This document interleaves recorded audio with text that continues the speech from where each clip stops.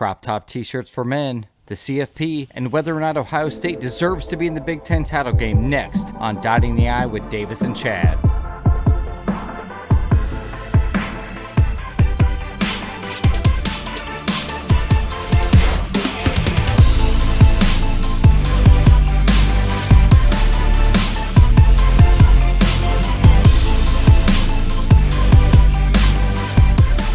What's up, Buckeye Nation, and welcome back to Dotting the I with Davis and Chad.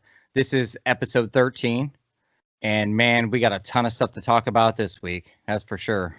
Yeah, if it's going to be anything like some phone conversations we've had over the past few days, this episode's going to be a doozy because we clearly do not see eye to eye on some of this stuff, that's for sure.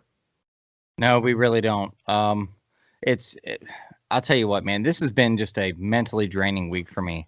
Just with everything going on with the drama of, well, we'll get into it, but, the CFP and, whether or not we're playing the Big Ten championship game and scheduling, and it's just been, an emotionally draining week for me.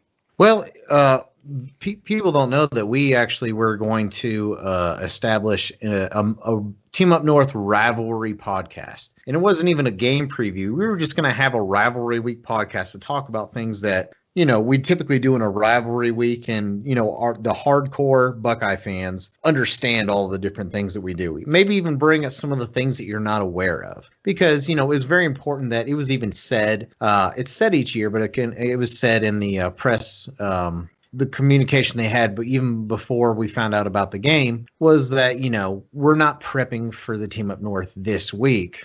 We've been prepping for them the entire year. So this is a year-long rivalry. It's not something that just sparks up the week of. Now, there's some special things that we do the week of, but unfortunately, we did have some news that we'll get into about the game. So we decided to completely take this episode in a different direction. Man, let's talk about the latest CFP rankings that came out. Okay, well, not a lot changed, at least for what was important for me. So unless you have anything really to add, I don't really have much to add to that other than it was pretty much expected. Top 6 is really all we're looking at this point. Yeah, I mean, nothing changed, and I wasn't really shocked. I think everybody's just kind of holding tight, waiting to see what happens here, waiting to see what happens at the end of the season, and waiting to see what happens in the conference championship games. I think that's really going to tell the tale on everything. Well, we're going to have a great I completely forgot, dude. I completely forgot, man. We got to bring up Michigan State. What was your overall feelings about that game? I thought it was a great improvement, man. It was, especially considering the fact that we had a lot of people in the game that had never been in before, and they were out of position. But the one thing I want to point out was I really liked the defensive scheme a little bit better. I thought we did a much better job in the pass defense than we had previously. Yeah. The game ended pretty much as I expected, but I will say that I thought a great job was done by the coaching staff, especially Larry Johnson and stuff, to come in there in that tough of a position and drive the Cadillac when you never drove the Cadillac before. Yeah, you got to think, man. First of all, we've never played in Michigan in December, and that's East Lansing. And given that was probably as good a weather as we could have hoped for, but I mean, it's still, mid-high 30s, and that's cold, man. And I don't know about you, but when you hit someone when it's less than 40 degrees outside, that stings, man. It don't feel good. Everybody's feeling it. Yeah. So we even went all the way up until 2 hours, hour and 15 minutes before game time before we realized who was actually not going to be in the game. And we're missing Tuff Borland. We're missing Josh Proctor. We're missing 3 offensive linemen. We're missing a backup defensive end. I mean, the key is that it didn't really take out any of our star players, but it took out enough that it left for some interesting, positions that I was looking at. And there was one in particular that struggled, especially on that first drive. And I know that you were texting me as it was. Harry Miller moving to center. Yeah. Harry Miller had a rough first half. Let's put it like that. Every snap that he let go of, I was scared. I go, oh, geez. I thought, I was like, Harry, you got to get it together, buddy. And I know he's in there. It wasn't the first half. It was like the first drive, and then he kind of got it together. Well, no, I was worried for the first half.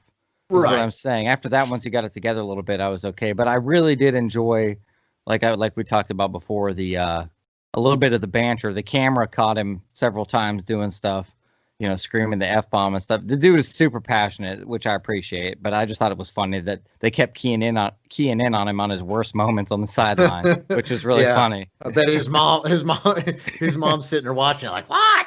Yeah. Oh, good thing number 64 got in the way of the camera there to block out the next few F-bombs he dropped. But you know what?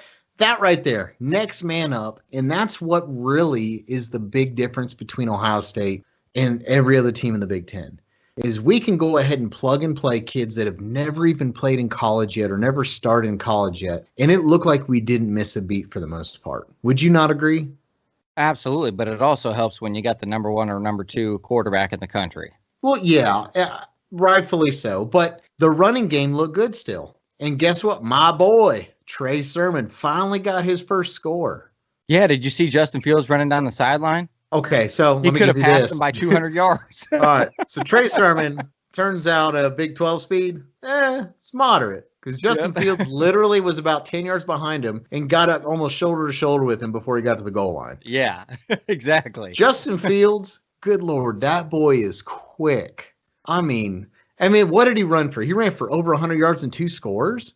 Yeah, like even though it made me nervous, it made me nervous every time he ran for it. But God, like he's such a weapon with his legs, and I think we forget that. Yeah, he hadn't had to use that part of his game. He just really hasn't. I think this whole dynamic of this game was just different. That right there is why I think he's better than Trevor Lawrence. And I'm sorry, Trevor Lawrence is a capable runner, but he's not a Justin Fields runner. I'm sorry. Yeah, sure, I'm biased. This is a biased podcast. If you're listening to this and you're not biased, then you might be listening to the wrong podcast. But true, Justin Fields, man, like he is going. His accolades are not going to be looking the same as some of the other big Ohio State quarterbacks in the history of the game. But I'm telling you right now, he's the best quarterback we've ever had. He is, and it may not. I love him. The thing, dude, it pains me to know that he is going to leave Ohio State kind of with a little bit of a chip on his shoulder because he completely underaccomplished by no fault of his own. You know what I mean? By just circumstances. And that sucks, man, especially for someone that's been such a leader and such a great part of this program. And I honestly, I wish we would have had him from day one instead of him going to Georgia. I think things would have been a lot different. No, I agree. All right, so we'll finish up the Michigan State reaction with the fact that we make our normal 3 prop bets. And this is the first time this has happened this year. And no, it's not that Chad won. It's the fact that Chad lost all 3. Would you like to elaborate, or would you like for me to remind the listeners? No, thanks. Listen, dude, I'm looking for a long pier and a short rope. You know what I mean? Like I've had enough with the prop bets and here's the thing. It's not that I lose them like badly most times. It's usually like coming down to the end and something happens, but it's just that like the things that we wager, I mean, I don't know what to do. I'm going to become an indentured servant here late, soon. I don't know what else to do. Like I'm washing golf clubs. I'm getting beers. You know what I mean? I'm buying dinners. I mean, if you want, dude, I can shine your tires up or tie your shoes or whatever you want. I mean, I guess that's my role in life these days. Well, the terms of this past one was that the loser for our next video episode, which is going to be taking place this weekend, the loser has to wear a shirt predetermined by the other person. So I've already picked out a shirt for you. I'm not going to tell you what it is. But let's just say that when we're on video, you are going to be wearing this shirt. So I want to let the listeners know right now that I have not been working out. Like I'm just going to keep it honest. Yeah. Let's say it may not be an entire part of a shirt. There may be things missing in this shirt. But so the 3 prop bets we did was Ohio State, were they going to cover the 24-point spread? I said yes. Chad said no. He lost. The next one was I said we were going to get either a special teams or defensive score. Thank you, Haskell Garrett. We got that defensive score. So that was already washed. And then to add insult to injury. Here we go on a fluke where you win by some guy, you know what I mean? Like it bounces up in the air and, some acrobatic thing. That's the kind of stuff that happens to you. Doesn't happen to me. Listen, some people were just born into this. I don't know what to tell you. Like, yeah, well, some people were just born in the dirt, and that was. See, it's funny. You were giving me crap because when I gave you my prediction was like 56-17, and it ended up being like what 52-12. So I was really close. And you're like, what the heck? Like, you said you were going to give me crap on this episode that I had called for a possible upset, You or did. upset warning. I don't even remember that. All I know is that one day in the middle of last week, I texted you up and I said, I got a feeling 56-17. And you're like, what the hell? Well, you I know, said, listen, dude, well, I you just know had the a best part feeling. about Like, a podcast is yeah. that we record them. So Well, guess what? you can go back and listen, but the difference is I changed my mind before the game got played, Yeah, and the you three had us bets on I upset made alert. you, and the three bets I made you were for a blowout. Because the third one was that Michigan State would score 20 point or less than 20 points, and you said they'd score 20 or more, and they only scored 12. You So know I what I'm won going to all do? three. From now on, I'm gonna get a breathalyzer because we need to check your BAC before you give these predictions. That's true because I start talking like I lay off the alcohol for just a minute, and they're like, "Oh, well, I'm trying to be more realistic. Hey, we're an upset alert. Get me a beverage in my system." Also, I'm like, "All right, dude, we're gonna blow them out." Yeah. Wait, Oh but man. listen, Ultimate eh, chill. I was right. So, Yeah, you were. anywho, hey, keep an eye out for the video episode being recorded this weekend. We will be back in person. I'll be up in Columbus. Not sure what we're going to cover yet since we're not going to have a game this week, but we'll talk about that here in a minute. But there will definitely be a video episode, our second one. So I guess that moves us on to the fact of the team up north waving the white flag and canceling the game. Where are you at? I got to be honest, man, and I told you this when we spoke on the phone. I needed a minute to process it. Not that I didn't see it coming. I'm not naive enough to think that, it wasn't coming. We've known this for a week and a half, that this was a giant possibility. It's just that, man, this game means so much more to me than football. I mean, it represents good times with friends, good times with family. All the history behind it. I mean, I was excited. I was calling you, sending you pictures how I'm watching Ohio State Michigan rivalry documentaries. Like this is my week. I look forward to this. And a lot of the listeners out here, if you're younger than us, you don't know what it's like to lose to Michigan. You don't know how terrible the 90s were, really. So you don't get the full concept that I do. Yeah, we've been kicking the crap out of them for the last 2 decades, but I still remember what it felt like to lose. So, every week I'm excited for it, man, and it was just a real bummer. Yeah, I think if you're probably 35 years and older, you appreciate this rivalry for what it is. I think if you are at least early 30s or in your 20s, you're looking at this like, how is this like the best rivalry in college football? I mean, first of all, this rivalry has been this thing started back in like 1897. We're talking 123 years this thing's been going on. But this is literally the first time that they haven't played since 1917.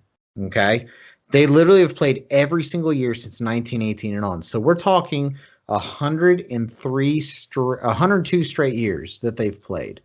And this is the first time the game hasn't been played. And I'll tell you what, I think if Michigan was ranked at all, and I hate even saying the word Michigan because I've been saying the team up north a lot this week because that's kind of what we do in the rivalry week. We don't like to say their name. We X out all the M's anywhere we see it. All that aside, had they even felt like they were even going to be competitive, they would have played. They would have done everything they could to play the game. The betting line was we were going to beat them by 30, and that's the most ever that it has been, and I feel like it would have been worse than that. So there was literally no urgency and no reason whatsoever for the team up north to even play that game. They bitched out. I'm sorry. I'm going to flat out say it. They did. I'm pretty sure they could probably find their numbers were lower, but they feel like they were going to wield a team that wasn't going to compete. And you know what? Had they not even had COVID, they were going to wield a team that wasn't going to compete. So it didn't matter. So they thought they were going to have one last ditch effort to try to give an old screw you to Ohio State. And coming up here in a bit, we're going to talk about how the Big Ten said, well, not so fast. I do want to say this, though. Probably an unpopular opinion, which I have a few of these tonight. But I don't blame Michigan. If I was in the reverse situation and Ohio State won only 2 or 3 games this year, I would give anything to shit all over Michigan if I could. I don't blame them one bit. That speaks to the rivalry, and that just makes me want to beat the crap out of them next year even more. Well, you got to think that can't look good to their alumni base, to their fan base, and it can't even look good to their recruits coming in. Well, neither does 112. No, on Sunday or on no. Saturday. But it's just, their majority of me feels like they really copped out on this. I understand COVID's a real thing, and I understand there's protocols the Big Ten set in place, which we'll get into. But at the end of the day, they called this thing really early. And they claim on Twitter and all this that, oh, we're trying to give Ohio State a heads up to give them an option to maybe play someone else or the Big Ten to figure something out. But they were never going to play this game. If they had any way to try to snake out of this, because not playing us was going to be an awful lot better than us winning 62-10. And no, they were never going to play this game, but I do kind of think that they probably tried to at least give a little bit of a chance because, dude, they could have waited till like Ohio State did. We could have heard Friday night at 10 o'clock, and then we would have had no time to do anything. You know what I mean? There would have been no choices left. But the Big Ten, I still feel like would have met prior to that happening, with that even being a possibility, which is what they did Wednesday morning. Is the Big Ten had a meeting, and I mean, do you want to get into the Big Ten what they did? We might as well get right into it because that's what I'm waiting on in this episode. Well, first of all, we know the game's canceled, and as far as we know, being Wednesday evening, there is no makeup game scheduled. There's no one else that we are putting for the schedule this weekend. So as of right now, we are finishing the regular season with 5 games. And the minimum requirement, according to the Big Ten at the beginning of the year, was you have to have 6 to get to the title game. Yeah. 6 games was the minimum. And, to be honest, I guess, we'll get into how you feel about their decision first. Okay. So Big Ten met this morning, and they decided that they would lower the requirement, therefore automatically awarding Ohio State, the Big Ten East title, which gives them the spot in the Big Ten championship game, which will be in 2 weeks against Northwestern. So basically, the Big Ten, in my opinion, did what they thought was best to try to award a team that was really deserving of the spot. Because, I mean, the next team behind us was Indiana that had 1 loss and we beat them. So we were going to have the tiebreaker anyways. But, yeah, I just think that, the Big Ten did what they thought was best to try to get Ohio State in the game. I'll say, I want to preface what I'm getting ready to say, first of all, by saying that I've been told by you many times on this show that I'm too much of a homer sometimes. We all are. I've told you, this is the Buckeye podcast, and how many times have I told you, why don't you go root for Alabama then? And you threaten to slap me over the radio and stuff like that. We've had a lot of those moments. Today was the first time I ever found myself in a difference of opinion with the rest of Buckeye Nation. And I know I'm probably going to get strung up for saying these things, but I got to be honest, man, I completely and wholeheartedly disagree with the decision the Big Ten made today. In my opinion, when you set rules over a plethora of people over a conference, those rules are to be followed by everyone. You can't set a group of rules that everyone has to follow and then decide at the end of it because you don't like the outcome that you can change those rules. To me, that is not fair to the other members of the Big Ten. Whether or not they're okay with it or not, that's not the point to me. To me, this further undermines the Big Ten and the weak leadership structure that they have. There is no reason, in my opinion, if you set the rules at a 6-game minimum, then a 6-game minimum is what it is. You can't say it's 6-game minimum unless Ohio State plays 5 games, then we'll change it. That's not the way that it works. And I feel like Indiana and Northwestern both got the raw end of the stick here. Okay, so if you're going by the label of the law and the law is word, yes, in essence, that's true. Because then Ohio State should have been left out. But I feel like when these rules were first made, they weren't anticipating a situation where we are at now, where it would be, they figured that the teams that really wanted to be there, that were really going to push forward, were probably going to be the ones that are going to be the safest, probably not have as big of issues, and it would be a little more obvious. The problem they ran into is they did not expect Indiana to be this good. They didn't expect Michigan to be this bad, and they didn't expect up to this point, I really don't think another Big Ten team, maybe this weekend it might be different, but I'm not aware of another Big Ten team having 2 separate teams cancel them. I'm aware of a team that has to cancel on their own, and with the exception of us, every other team that had to cancel one on their own had to cancel 2. games. And that was true for everyone. That was Wisconsin, that was Michigan, that was Minnesota. There might be another one in there I'm not thinking of, but every team that had to pause activities and canceled 2 weeks. We're the only ones that didn't. So we made the concerted effort to come back, even shorthanded, even without our head coach on the road, to come back and play. So we obviously have been trying to do the best we can to get as many games in as we can. But we had 2 separate teams cancel against us in Maryland and both Michigan. Even though I don't know the exact numbers, I'm aware that they're both were under the threshold, but they did it out of an abundance of caution, which means that we got screwed 2 times. So at that point, we had 0 room for error. And I feel like the Illinois game had to have been called off to try to preserve Michigan and Michigan State at that point. Because even though the threshold might have been low enough to play Illinois, we would have been going in there. I'm not even talking about, these new players with limited practice and starting on the road to Illinois. I think we would have been fine anyways because it's Illinois. But at the end of the day, I think the main problem was that we were going to leave ourselves more unsure for the next 2 games at that point. So I think we were viewing this as cancel Illinois, make sure that we get all the contact tracing and everything done. We get this under wraps so we're not spreading it further, and we're available to play the next 2, which would still give us 6. So my perspective is that, the Big Ten was not expecting for Ohio State to have lost 3 games. And that's but exactly that doesn't what matter. happened. It doesn't matter what they were expecting. You don't plan a Big Ten conference championship game and a Big Ten season based on one team. Well, you That's don't not go how you ahead plan. and make rules in a year where you leave no room for error But what I'm to saying make is up anything. everything that you're discussing, it has to do with Ohio State. You're not considering any of the other teams. Okay, so right, but I'm just saying that from my perspective. What I'm saying is the predominant issue here is that Kevin Warren and the Big Ten should have never made a minimum requirement in the first place. Well, because the other there's no predominant way thing- to control that. Well, your beloved athletic director canceled a game we could have played. He ain't my beloved athletic director. He must be. You know how we both feel about Gene Smith. Well, you're backing him like frickin' OJ's attorney. I'm not. Oh my God, the glove does fit with him. Okay, It does. I'm telling you, dude. You see it that way. I see it like this. Gene Smith canceled a game we could have played. That was stupid in a year of COVID when you have to take everything you can get while it's in your lap. You cannot try to see the future. You can't predict what Michigan and Michigan State's going to do. In front of you, you have Illinois, who is not going to cancel the game, and you know that. You also know you need 6 to get in. So you play that game. And you know what? If we have to cancel Michigan State because we have too many, fine. We cancel that game, we regroup, and we come back for Michigan as our 6th game.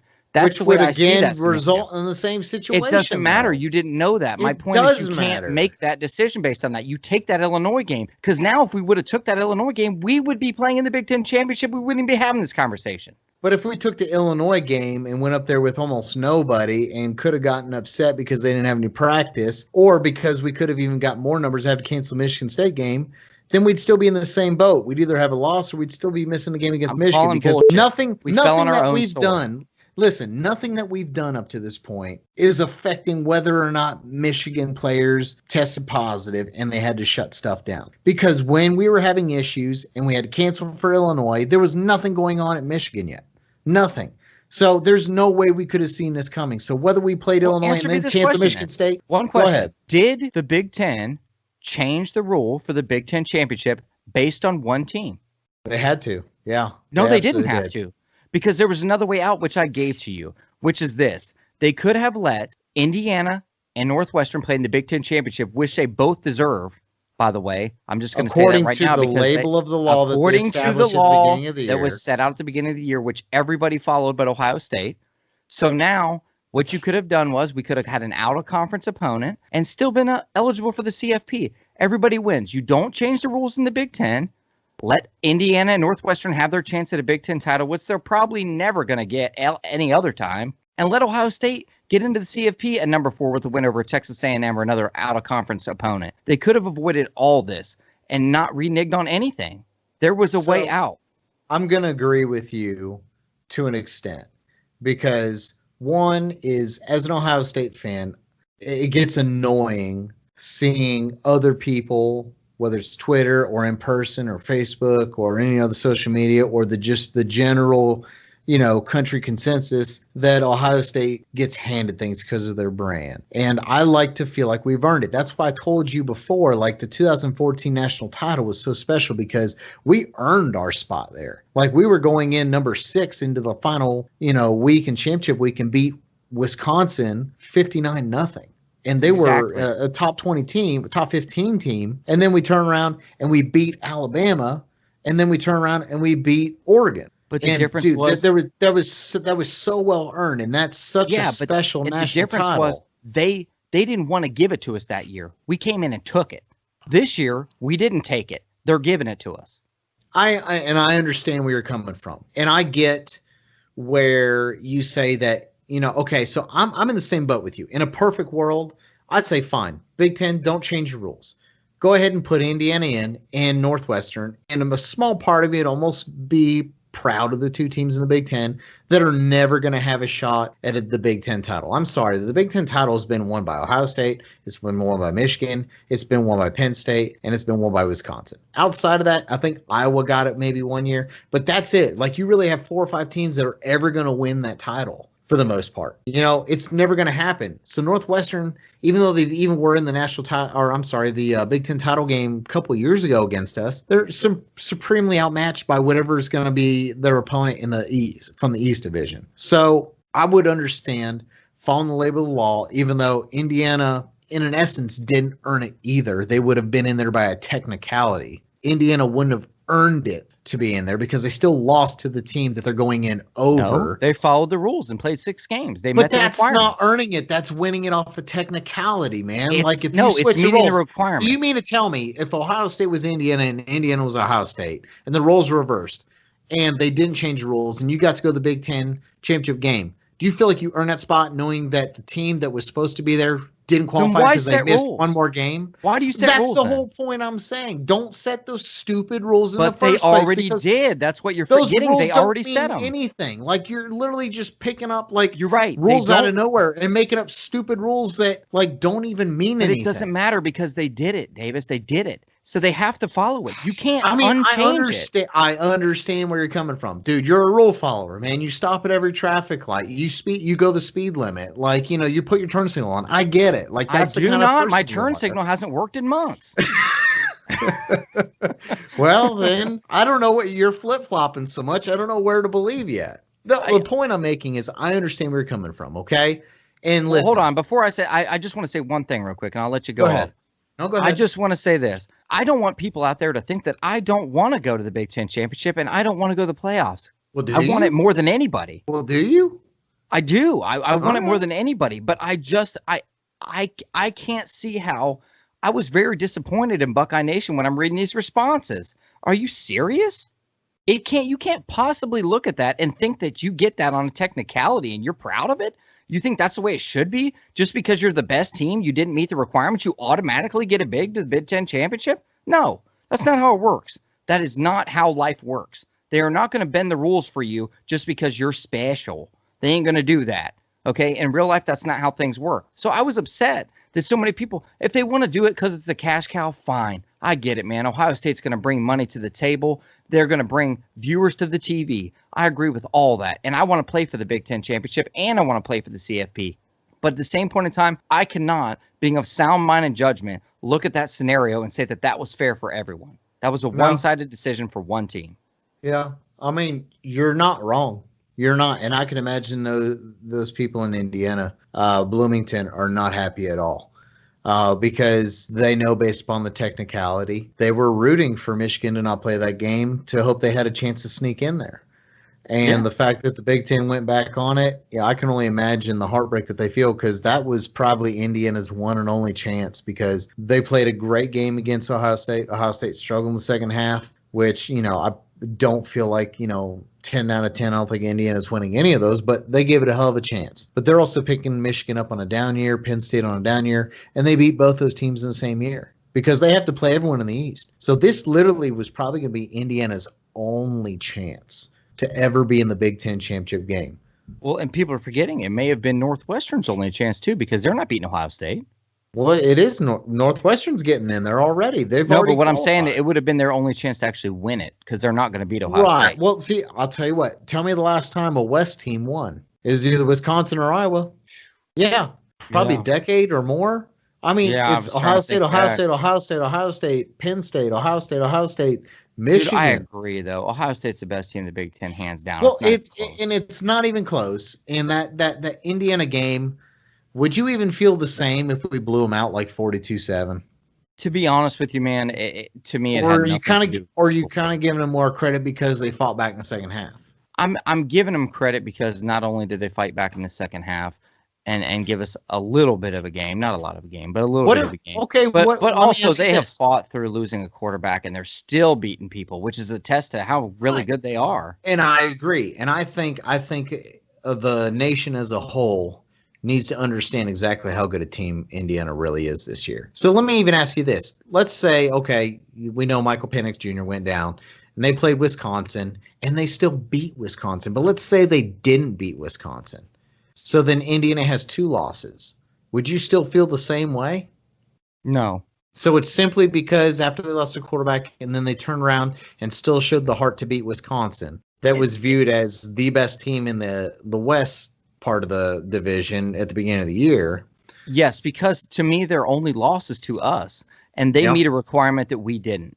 That's where Yep. I'm at with it. If they Okay. would have lost to somebody else, it would have been a totally different And story. I can respect that. And you know what? I'm not disagreeing with what you say, because the second part of what you're going to say is, well, let's just go ahead and let those 2 teams play for the Big Ten championship game, because listen, we'll still get a game that same weekend, because they're doing a championship weekend where the 1v1 is the championship game, then 2v2, 3v3 from the east and west side. So we would have been playing Iowa, which is a top 25 team that the committee is still pretty highly ranked on. I mean, Iowa's won the last 5 games in a row. I think their only loss, I could be wrong, but I think the only loss is to Northwestern. Well, I don't know why. I don't know why. That would have been a good game, and it would have been a good win for Ohio State. And like you had mentioned, that means then this weekend, boom, let us schedule something out of conference. But Cincinnati was kind of X, because even though they canceled the game, I think problems were within their own system. It would have been a perfect world. It would have been a perfect opportunity to face Texas A&M at number 5. It would have been perfect for both teams. Winner is probably getting in. It would have been perfect for everyone. But you know what's going to get in the way is the same crap that gets in the way all the time. That's Gene Smith. It's athletic directors. It's TV contracts, too, because Fox and the Big Ten Network own the rights to the Big Ten, and the SEC is predominantly CBS. They can also outsource their rights to ABC and ESPN. So there's a lot of TV contract issues that you would have when you're just on a whim matching up an SEC and a Big Ten school. They could have worked it out. You would think, because do you imagine how many viewers there would be for a number 4 against number 5, and it's basically a play-in playoff game almost? Yeah, and like I said, not only that, it keeps the integrity of everything else together. It would have made me, and to be honest, I think the Big Ten just made the laziest decision they could. They didn't schedule another game, and they just said, "Oh, by default, you're in." Do you not expect anything less from what you've seen from Kevin Warren since he's been in there? I mean, I don't know why someday I feel like the Big Ten's going to do something, but they don't. How on earth is it literally okay with everything that Kevin Warren has done? Like, how can this still be okay in the eyes of everyone, or even anyone that even matters, or even the powers that be that elected him into that position? How is any of the decision making that he has done all along this way okay? Like, it is unfathomable to me that he has continued to make these decisions. Like, get him the hell out of there. Like, I don't know. Did you see his statement? Oh my God. The last line of the statement. Transparency. He's like, we like to know that the Big Ten Conference, prides itself on our transparency and everyone, blah, blah. Bull crap. Like, no one knows anything that's going on behind the scenes other than whatever ESPN finally decides to come out with as a story on, season's off, season's on, but 8 games, but we're, even though we say it's on now, it's not going to start for another month and a week. But you could have started 2 weeks from now because teams have already been practicing. But screw it. You don't have any room for any makeup games. We're doing 8, but let's go and make the minimum 6 just because it seems like a good round number. That way, blah, blah, blah. It just seems like we're at least trying to make it somewhat legit. Like, are you freaking kidding me?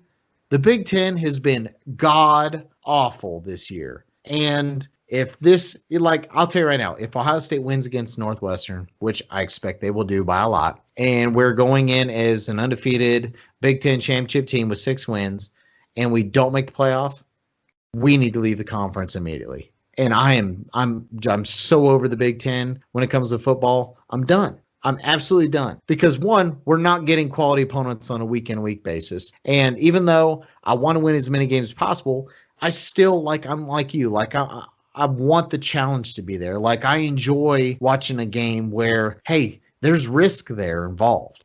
But, when we consistently play teams where we're favored by 20-plus points, at some point, it gets freaking old. And now it's all about, can we beat them by 40? Can we beat them by 30? Can we score at least 50? Do we have enough style points? I think Alabama continues to get the benefit of the doubt because they play in the SEC, and the SEC is always viewed as the most dominant conference. But if you really look this year, besides the top 3 or 4 teams, SEC is very average this year. But they're still going to get the benefit of the doubt because they've typically had, from top to bottom, a better conference than most of the other ones. Yeah. But the Big Ten has not been putting anything forward other than Ohio State. Like the one year that a different Big Ten team got in the playoff, it was Michigan State when they beat us back in 2015 after we won the national title. The only loss we had that year was at home against Michigan State. They continue to go through, beat Iowa in like 10-7 in the Big Ten title game, and get to play Alabama where they got beat 42-0 or whatever it was. 35-0, 38-0. Like, thoroughly embarrassed. Like, I'm sorry, but Michigan State will never be an elite team. They just had a really good team that year, but they're not elite, so they can't hang with teams like Alabama and Clemson. Ohio State is the only. It takes the right Ohio guy. State is the only one that can. I'm sorry, Ohio State is the only team that but can ever compete with Ohio State and Clemson. I'm talking in the current era. And I know, but I'm saying, don't you remember a time back in the 90s when we used to put Clemson on the schedule? They were no more than a MAC team. Well, we still haven't beat Clemson, which is know what it takes, though? It takes one guy to come in there and change that whole thing around, the right guy. And then any program in this country could be relevant. You know what I mean? You just never know. Yeah, but it doesn't happen overnight, and it doesn't appear. I'll tell you what, the only program that actually appears to be trending in the right direction is Indiana. And Indiana very well could be the second best team in the Big Ten East, or the second best team in the Big Ten as a whole moving forward. I mean, unlucky for them that they're on Ohio State's side. They're probably not going to be able to. They could somewhat compete lately, but they're not going to unthrone them, in my opinion. But the culture's changed there with Coach Allen. Like, he's done an amazing job of that program, and it shows. I mean, he beat Michigan and Penn State in the same year. You may say both teams are way down, but you know what? It's the first time in decades since he's beat both teams. Indiana's beat both teams in the same year, and they about tried to almost pull it off against Ohio State. So I understand you're a purist. I'm in the same boat. We're the same age. We come from the same background when it comes to Ohio State football. We appreciate the Ohio State-Michigan rivalry for something of what it was, which we were used to seeing a lot of L's in the 90s. And now that we're seeing a bunch of W's, it's just we're in a different era. But at the end of the day, I love my Buckeyes. I'm glad that they're moving through, even though it may not seem fair and it does seem kind of handed to us. But at the same time, we're still the best team in the Big Ten. Do I still think we're on the top 4 teams in the country? Yes. I think the biggest thing that has been unnoticed or not talked about is that we've not had enough games to develop enough players because we didn't have a lot of veterans on defense, especially in the back end. We had some O-line that was learning. We had some freshman receivers that are learning. We've not had enough games this year to really develop our team to where they're going to be elite ready in the playoffs. So my fear is that we continue to get through this Big Ten schedule and get in there, and we'll go in as the number 4 and face Alabama. And Alabama's had 10 games to prepare their players, and we've had 6. And that's a big difference, not just in regards to the games played. I'm talking about developing players. It'd be different if we had a veteran-laden team, but we don't. So that's where I think the biggest issue is going to come from this year. And I fear that I hope not, and I hope I'm wrong, but I feel there's a potential we could be not embarrassed, but not be very successful if we move forward.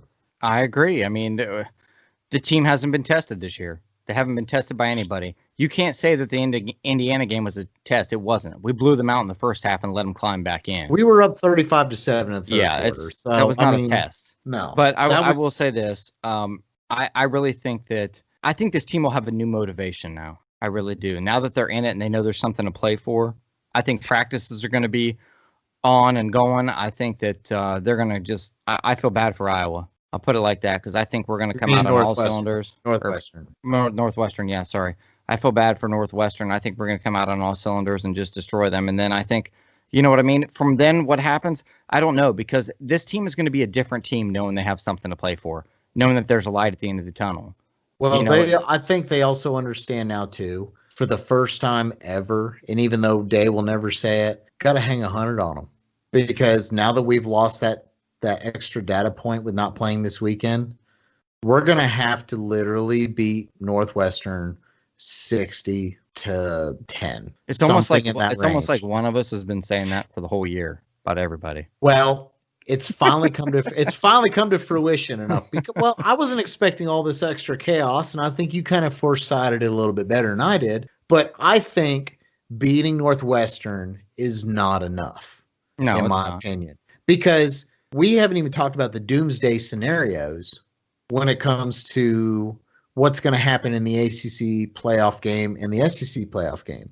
But we're going to get into that this week when we do our live video show. Yeah, we better wrap this up. We'll talk about all those then. But Ohio State is in the Big Ten Championship game. Whether you agree with it or not, we are in there. Look for our video episode coming up this weekend. We will be previewing the Big Ten Championship game. We'll be previewing upcoming CFPs, and we'll also be previewing possibility of what some matchups might look like for the CFP. Yep. And don't forget, if you're out there listening, check us out on Twitter. Follow us on Facebook. We're always posting stuff all the time there. And you can also hear us on Spotify, iTunes, Google Play, which is now turning to YouTube Music. I forgot to mention that now.